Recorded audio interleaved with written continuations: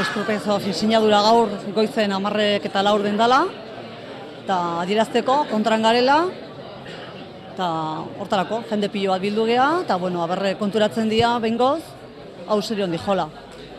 Eta hemen Itsasondoko udaletxean gare bain, eta zai gare, aber ze gertatzen dan. Oantxe jaso dugu dei bat delegaritzatio, aber galdetzen, aber segureideko baldintza minimo betetzen zien, ez?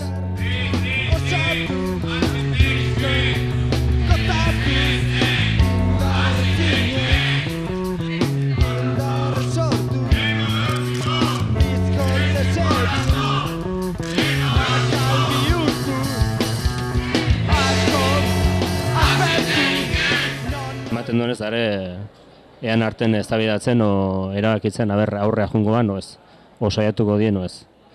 Eta gu gare, zai, erantzunen horren ezai. Hemen herrian Itsasondoan tunela egin behar dute, gutxiko erabera kilometro bat izango dela, eta bueno, hor baserrik eta afektatu ingo dute, eta herrian baita, herri mailan baita izango da, dan afektatua izango dela. Onartu zaie, 226 tonela da dinamita, ia 3 kilometro dauzken tunel batentzako, iruditzen zaigu kiston astakeri dela, ez? Eta 6 hilabeten zehar erabiltzeko modue.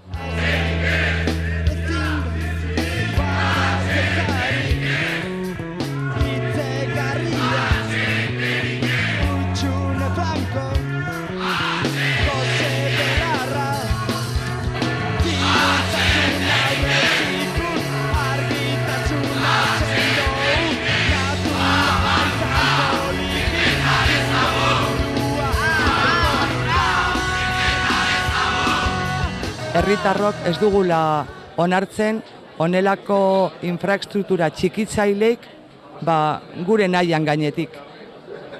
Ustez izan zala ia 2 urte ospatu zala herri galdeketa proiektu honen ingurun, eta orduan garbi gatu zen Itsasondoko herrik portzentai altu baten, dena ez ezazki goratzen, baina uste zala 188 parte hartu zonen aldetik, ezezko borobile esan ziola proiektu honi, ez.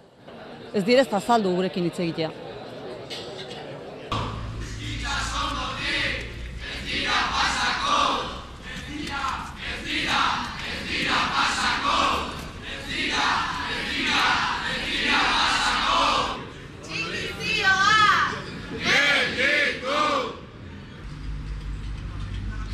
Jende pilua bildu da bai Legorretan eta bai Itsasondon, gazte zein heldu eta pres gaude aurre egiteko honi. Gaurkoan bertan bera geratuko zen da aurrera begirabe lanean jarraitzeko asmoarekin.